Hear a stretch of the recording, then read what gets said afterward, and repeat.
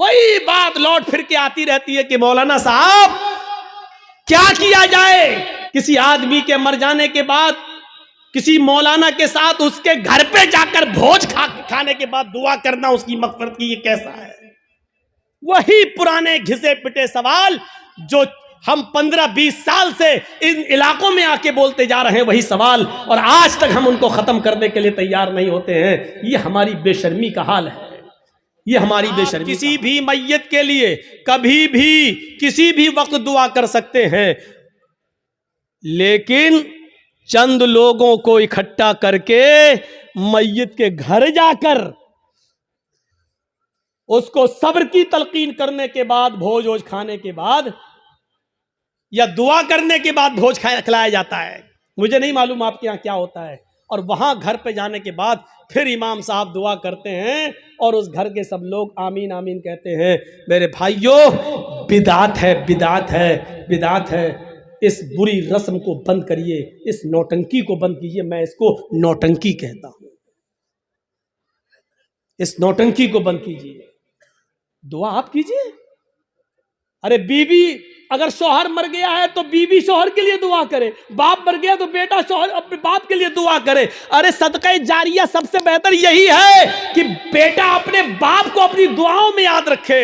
मेरे भाइयों, आज फिर एक बात को जहन में बिठा लो, दुआ करना गलत नहीं है। एक बात फिर जहन में रख लो, दुआ एक इबादत है और इबादत वैसे की जाएगी जैसे जनाब मोहम्मद रसूलुल्लाह ने बताई है। इबादत मोहल्ले के सरदार के तरीके पर नहीं की जाएगी, इबादत मौलवी जर्जीज के तरीके पर नहीं की जाएगी, इबादत मस्जिद के इमाम के तरीके पर नहीं की जाएगी। मस्जिद का इमाम कुरान और हदीस बता सकता है, लेकिन मौलवी के तरीके पर इबादत नहीं की जाएगी। इस बात को आप हमेशा जहन में रखिए। दुआ मुख्कुल इबादा, दुआ इबादत का मग़ज़ है। दुआ के लिए आपको कोई मना नहीं करता है। इसी तरीके से कब्रिस्तान में जाकर दुआ करना जायज है। अल्लाह के नबी ने फरमाया इस्तग़फ़िरू लिअख़ीकुम, अपने भाई के लिए दुआ करो। हर आदमी को मिट्टी देने के बाद अपने भाई के लिए दुआ करना चाहिए, लेकिन यहां हाथ उठाना साबित नहीं है। जैसे इन जगहों पर हाथ उठाना साबित नहीं है, ऐसे ही कब्रिस्तान में भी हाथ उठाकर दुआ करना साबित नहीं। या है तो हमें बताओ कहां है। नहीं साहब, उठा लें तो हर्ज क्या है। अब इसका जवाब सुनो। अरे हमने हाथ उठाकर दुआ कर ली तो हर्ज क्या है। तो अब मुझे जवाब दो, लैट्रीन में हमने कह दिया हाथ उठाकर अल्लाहुम्मा इन्नी अऊज़ु बिका मिनल खुब्ज़ि वल खबाइस, तो हर्ज क्या है। मुझे इतना बता दो। अजान के बाद हमने हाथ उठाकर दुआ मांग ली है, अशहदु अल्ला इलाहा इल्लल्लाह, हर्ज क्या है मुझे बता दो। यहां आपको हर्ज लगता है, मुझे कब्रिस्तान में हाथ उठाकर दुआ मांगने में हर्ज लगता है। क्यों इस्लाम को अपने और अपने बाप दादा के तरीके पर चलाना चाहते हो। इस्लाम चलेगा तो सिर्फ फातिमा के बाप के तरीके पर चलेगा। इस्लाम न तुम्हारे तरीके पर चलेगा, न मेरे, न तुम्हारे बाप के तरीके पर चलेगा, न मौलवी जर्जीज के बाप के तरीके पर चलेगा। इस्लाम चलेगा तो जनाब मोहम्मद रसूलुल्लाह के तरीके पर चलेगा। आपको नमाज पढ़ने के बाद दुआ से कोई नहीं रोकता। यकीन मानिए, नमाज पढ़ने के बाद आप दुआ करिए, हम आपको नहीं रोकते हैं। अच्छा अमल है नमाज पढ़ना और नमाज के बाद दुआ मांगना अच्छा अमल है। मांगिए, मांगिए, मना नहीं किया जा रहा है। लेकिन यहां अल्लाह के रसूल से हाथ उठाकर दुआ मांगना और नबी के हाथ उठाने के बाद सहाबा का हाथ उठाना और नबी का हाथ चेहरे पर फेर कर पहनना और उसके बाद सहाबा का भी हाथ चेहरे पर फेर लेना, नबी का दुआ मांगना और सहाबा का उस दुआ पर आमीन आमीन कहना, यहां नमाज के बाद साबित नहीं है। इसलिए आपको भी ऐसा नहीं करना है। अकेले आप जितनी लंबी दुआ मांगना चाहे मांगे। आपकी बेटी बड़ी है, शादी के रिश्ते आते टूट जाते हैं, नमाज के बाद दुआ मांगिए, अल्लाह मेरी बेटी को कोई दीनदार रिश्ता अता फरमा दे। आपकी रोजी रोटी में बरकत नहीं, अल्लाह मुझे मेरी रोजी रोटी में बरकत दे। आपको जितनी दुआ मांगना मांगो, ये 2 मिनट वाली दुआ को रस्म मत बनाओ मेरे भाई। इमाम साहब ने कहा अस्सलाम वालेकुम बरहमतुल्लाह, अस्सलाम वालेकुम बरहमतुल्लाह, अल्लाहुम्मा आमीन। आमीन, पीछे कर आमीन आमीन आमीन आमीन। अबे ये कौन सी दुआ है? और 2 मिनट में ला इलाहा इल्लल्लाह मुहम्मदुर रसूलुल्लाह, 2 मिनट में तेरी भी जरूरत पूरी हो गई, 2 मिनट में उसकी भी हो गई। वहां इमाम कह रहा अल्लाह मेरी रोजी रोटी में बरकत दे, आप कह रहे हैं आमीन। अरे फायदा तो इमाम का हो रहा, आपका क्या हो रहा है मुझे बताओ? वो इमाम तो अपनी दुआ कर रहा है?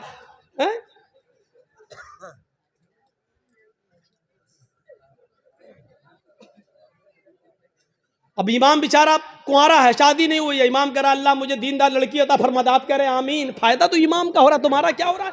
अरे इमाम अपनी दुआ मांगे, तुम अपनी दुआ मांगो यार। इमाम की अपनी जरूरतें हैं, तुम्हारी अपनी जरूरतें हैं।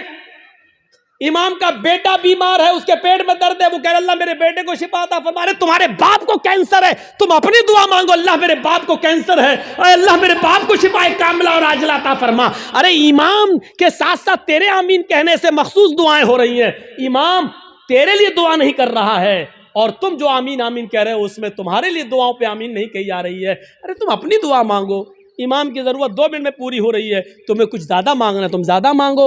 ये क्या दुआ है कि जब इमाम की सारी जरूरतें पूरी हो रही हैं उसी वक्त तुम्हारी भी हो रही हैं। 2 मिनट में तुम्हारी भी दुआ हो गई, उसकी भी दुआ हो गई। अब हमने कुछ और मांगना था लेकिन अब हम नहीं मांग पा रहे हैं क्योंकि इमाम ने हाथ फेर लिया, हमें भी फेरना पड़ रहा है। अब हमें कुछ और मांगना है, मेरी बीवी हमें कुछ समझती ही नहीं है। अब अल्लाह मेरी बीवी को मेरा फर्मा बरदार बना दे, अब इमाम तो हाथ फेर चुके हैं, अब कैसे दुआ मांगे? अब मांगना चाह रहे हैं लेकिन हाथ गिर भी नहीं रहे हैं, लेकिन मजबूरी में फेरना पड़ रहा है। अब फेरना पड़ा, अब मुंह में कहना पड़ रहा अल्लाह मेरी बीवी को हिदायत दे।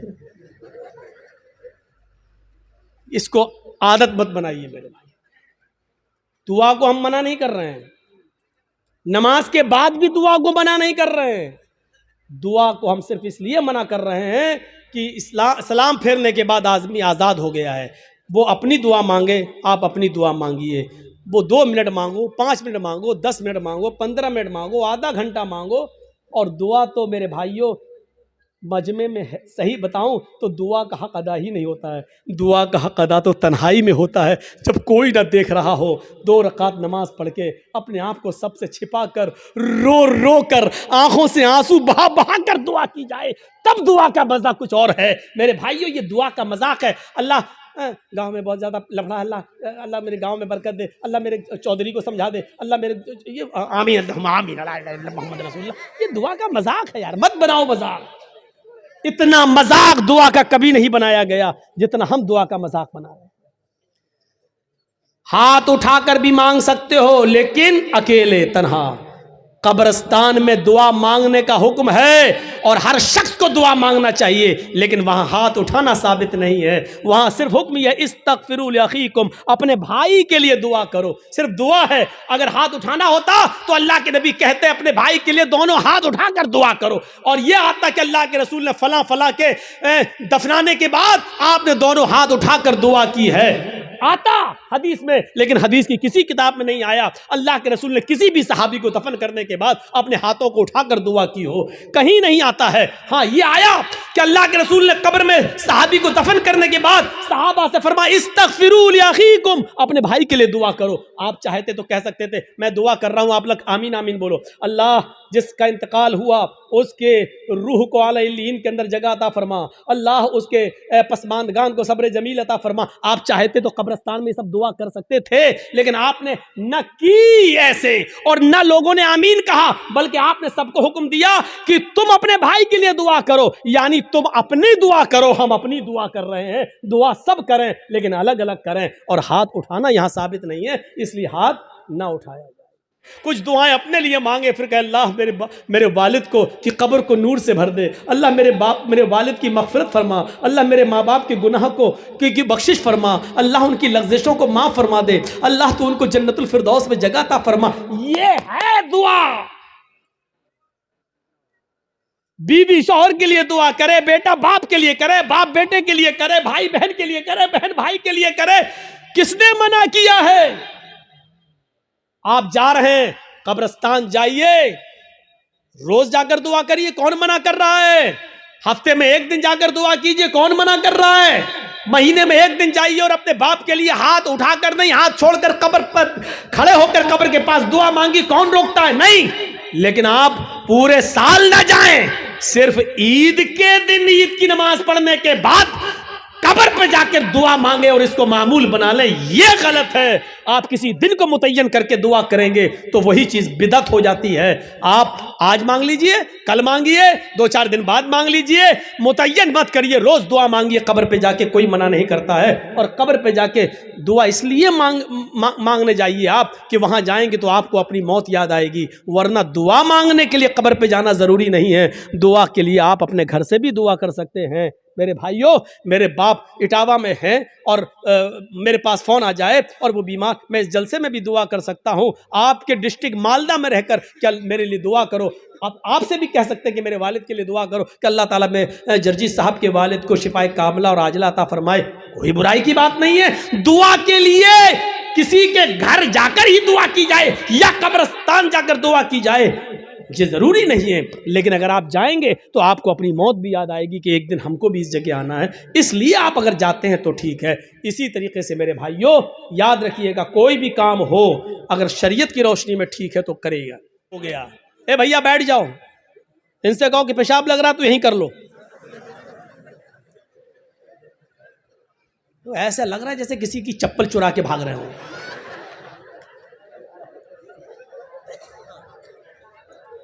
बैठिए यार। अब जो वाकया सुनाने जा रहा हूं वो बड़ा जबरदस्त और दिलचस्प वाकया है, उससे बहुत सी चीजें आपको मिलेंगी। ईमान से पहले आदमी का हाल क्या है, लेकिन वहीं पर ईमान की दौलत जब उनको मिल जाए तो उनका हाल क्या होता है। देखिए, फिरौन ने अपने जादूगरों से कहा कि चलो आज मूसा को और मूसा की कौम को पस्त करना है। ऐसा करतब दिखाना, ऐसा तिलसम दिखाना, ऐसा जादू दिखाना कि मूसा और मूसा की कौम भाग जाए। शिकस्त होनी चाहिए। जादूगरों को भरोसा था बिल्कुल। चलो एक मैदान में जमा हो गए, मूसा अपने चंद साथियों को लेके आए, फिरौन अपना लाव लश्कर लेकर आया। फिरौन के साथ बड़े माहिर जादूगर थे, ये वाकया सुना होगा लेकिन आज मुझसे सुनो। फिरौन के साथ बड़े माहिर जादूगर थे। तय होता है कि चलो अपना अपना कर्तव्य दिखलाओ। फिरौन ने कहा जादूगरों, अपने जादूगरों से चलो दिखाओ। जादूगर चूंकि ईमान वाले तो थे नहीं, इसलिए सौदेबाजी पर उतर आए और फिरौन से कहने लगे, फिरौन मेरे मालिक, मेरे आका, मेरे रब, मेरे खुदा, ये बता दो अगर हम फिर मूसा पर गालिब आ गए, अगर हम जीत गए, अगर हमने मूसा और उनकी कौम को हरा दिया तो हमारा इनाम क्या होगा। पहले हमारा इनाम तो बता दो, हम ऐसे ही क्यों करतब दिखाएं, हमारा इनाम क्या होगा। फिरौन ने कहा कि दिखाओ अपना करतब, दिखाओ अपना जादू। तो फिरौन के जादूगरों ने जादू दिखाने से पहले क्या कहा। कुरान उन जादूगरों के अल्फाज को रिकॉर्ड करता है। उन जादूगरों ने फिरौन से कहा, इन्ना लना लाजरन इन कुन्ना नहनुल गालिबीन। ठीक है, हम अभी जादू दिखाते हैं, लेकिन आए फिरौन ये बताओ अगर हमने मूसा और मूसा की कौम को हरा दिया और हमारा करतब देखकर, हमारा नाटक देखकर अगर ये सब हार जाओ, भाग जाएं, तो हमारा अज्र क्या होगा। इन्ना लना लाजरन, हमारी मजदूरी क्या होगी, हमारा इनाम क्या होगा। इन कुन्ना नहनुल गालिबीन, अगर हम इनके ऊपर गालिब आ गए तो, अगर हम इनके ऊपर गालिब आ गए तो क्या इनाम होगा। फिरौन ने मुस्कुराते हुए जवाब दिया, इन्नकुम लमिनल मुकर्रबीन, अगर मूसा और मूसा का लश्कर हार गया, शिकस्त फाश दे दी, डर गया और भाग गया, तो तुम लमिनल मुकर्रबीन का तर्जमा में तुम मेरी कैबिनेट में शामिल हो जाओगे, कैबिनेट मिनिस्टर बन जाओगे। सही तर्जमा ये, तुम मेरे बहुत करीब हो जाओगे। एक चीफ मिनिस्टर होता है, एक प्राइम मिनिस्टर होता है, तो प्राइम मिनिस्टर और चीफ मिनिस्टर का के करीबी लोग कौन होते हैं, जो उसकी कैबिनेट में शामिल होते हैं। जो भी चीफ मिनिस्टर को करना होता है वो अपनी कैबिनेट से मशवरा करता है, प्राइम मिनिस्टर को जो करना होता है वो अपने कैबिनेट से मशवरा करता है, तो हम जो भी कुछ करेंगे तुम्हारे मशवरे से करेंगे, यानी तुम हमारे मुकर्रब हो जाओगे, हम तुम्हें अपनी कैबिनेट में शामिल कर लेंगे, बअल्फाज दीगर हम तुम्हें अपना वजीर बना देंगे, तुम्हें हम अपना मिनिस्टर बना लेंगे, वजीर बना लेंगे, तुम्हारा ये इनाम होगा। अब इतना सा लालच अगर किसी को मिल जाए तो ये तो बहुत बड़ी बात हो गई ना, बहुत बड़ी बात हो गई। आज भी अगर बीजेपी की तरफ से किसी मुसलमान को ये ऑफर मिल जाए तो वो भी बीजेपी पे चला जाता है। और देख लीजिए कितने लोग जा चुके हैं कि कैबिनेट में शामिल कर लिया जाएगा, बस हमारे लिए इतना ही काफी है। अब तो सब कुछ जायज हो गया, जो भी वो करेंगे वो सब ठीक है, वो सब ठीक है। अब तो झूठ को भी सच कहना पड़ेगा। जब उन जादूगरों ने सुना कि फिरौन कह रहा है कि इन्नकुम लमिनल मुकर्रबीन, तुम हमारे मुकर्रब हो जाओगे, हमारी कैबिनेट में शामिल हो जाओगे, हमारे मिनिस्टर बन जाओगे, इतना बड़ा इनाम का जब लालच उनको मिला तो वो फौरन तैयार हो गए। फिर उनके पास जो रस्सियां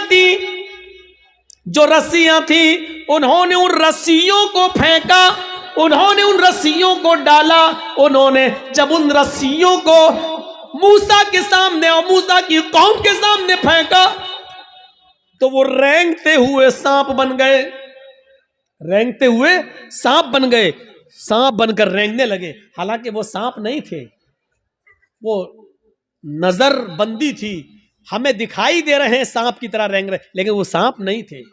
जैसे जादूगर हमारे मोहल्ले में आता है, मिट्टी उठाएगा, रखेगा, मुट्ठी बंद करेगा, छू मंतर जादू वो करके ऐसे घुमा के खोलेगा, रुपया बन जाएगा। हालांकि वो रुपया नहीं है, वो मिट्टी है, लेकिन हमें रुपया दिख रहा है। अगर जादूगर मिट्टी को रुपया बनाना जानता होता तो अपना जादू खत्म करने के बाद फिर कटोरा लेकर 1-1, 2-2 रुपए की भीख हमसे क्यों मांगता? वो कहता है कि ये कला है, ये मिट्टी को मैंने रुपया बनाया, ये सिर्फ हमारी हाथ की सफाई है, ये तुम्हें रुपया दिख रहा है लेकिन हकीकत में रुपया नहीं है। अगर रुपया होता तो फिर तो हम घर बैठ के ये तमाशा क्यों दिखाते तुम्हें, हम तो घर बैठ के मिट्टी का रुपया बनाते रहते। मूसा और मूसा की कौम को वो रेंगते हुए सांप दिखने लगे तो मूसा अलैहिस्सलाम डरने भी लगे, ऐसे हटने भी लगे। फौरन अल्लाह ताला ने फरमाया, मूसा डरो नहीं, ला तखफ या मूसा, अरे मूसा डरो नहीं, तुम्हारे पास जो लाठी है ना, जो डंडा है, इसको जमीन पर मारो, अन अलक़ि असाक, जमीन पर इस लाठी को मारो। मूसा अलैहिस्सलाम ने वो लाठी जमीन पे मार दी और जैसे ही जमीन पे लाठी मारी वो अजदहा बन गया। अजदहा बहुत बड़ा होता है, वो अजदहा बन गया और उसने अपना मुंह फाड़ा और अंदर को सांस ली, बाहर को नहीं, अंदर को, अंदर को। जब उसने अंदर को सांस ली तो वो जितने भी सांप जो रस्सियां बनी हुई थी वो सब उसके मुंह में घुसते चले गए, करके सबको खा गया। यहीं से मूसा फिरौन के जादूगरों की अकल ठिकाने आ गई। वो समझ गए हमने जो दिखाया वो नकली चीज थी, मूसा ने जो दिखाया वो ओरिजिनलिटी थी, वो असलियत थी। वो समझ गए कि अब हक के आगे मेरा बातिल नहीं चलेगा। यकदम वहीं से बदल गए, यहीं से चेंज हो गए। मूसा अलैहिस्सलाम ने डंडा जमीन पे मारा, वो अजदहा बन गया, अजदहा उनके सांपों को निकल गया। फिरौन के जादूगर समझ गए कि अब मेरी खैर नहीं, अगर मैंने कुछ और दिखाया तो हमारी आफत, हमारी बर्बादी, क्योंकि हमने जो दिखाया वो जादू था, मूसा ने जो दिखाया वो हकीकत है और जादू कभी हकीकत का मुकाबला नहीं कर सकता। फौरन वही के वही वो सारे जादूगर पलटे और चीख पड़े, आमन्ना बिर्रब्बे मूसा व हारून, हम मूसा और हारून के रब के ऊपर ईमान ले आए। चीखते हुए उन्होंने कहा, अब हमने फिरौन को छोड़ दिया, मैं मूसा और हारून के रब पर ईमान ले आया। उन्होंने ये नहीं कहा कि मैं अल्लाह पर ईमान लाया। जादूगरों ने क्या कहा, बिरब्बे मूसा व हारून, हारून और मूसा के रब पर ईमान लाया। अगर वो ये कहते हैं कि मैं तो अल्लाह पर ईमान लाया, तो लोगों का अल्लाह और लोगों का खुदा तो वही बना हुआ था फिरौन। इसलिए मूसा और हारून का रब नहीं था। मूसा और हारून अलैहिस्सलाम ने कभी फिरौन को अपना रब नहीं माना। मूसा और हारून ने अपना रब अल्लाह को माना था। इसलिए क्या कहा, आमन्ना बिरब्बि मूसा व हारून, मैं हारून और मूसा के रब पर ईमान ले आया, यानी मैं अल्लाह पर ईमान लाया। फिरौन तो शजदर रह गया, लाया था मूसा और उनको हराने के लिए, और ये तो हम ही हार गए। ये सारे जादूगर पलट गए, ये सारे जादूगर उधर चले गए। अभी देखिए, जब तक जादू दिखा रहे थे तब तक वो काफिर थे, लेकिन जब मूसा ने अपना हुनर दिखलाया, मौजिजा दिखलाया, तो वो ईमान ले आए। अब ईमान लाने के बाद ताकत देखिए उनके अंदर वही मौजूद है, अभी हटे नहीं, अभी अपने घर नहीं गए। अब जब ईमान ले आए, जब कह दिया आमन्ना बिरब्बि मूसा व हारून, जब कह दिया कि हारून और मूसा के रब पर ईमान लाए, तब उनके ईमान लाने के बाद उनके अंदर ताकत क्या आई, वो दिखाना चाहता हूं। एक मोमिन के अंदर ईमान जब आ जाए तो उसकी ताकत क्या होती है, वो चीज समझ लीजिए। जब वो ईमान लाए तो फिरौन ने कहा, ये क्या किया तुमने? तो उन्होंने जवाब दिया कि अल्लाह की तरफ से हक आ जाने के बाद और अपनी आंखों से हक देखने के बाद भी मैं तुम्हारी गुलामी करूं और तुमको अपना रब मानूं, तो हमसे बड़ा बदनसीब कोई नहीं होगा।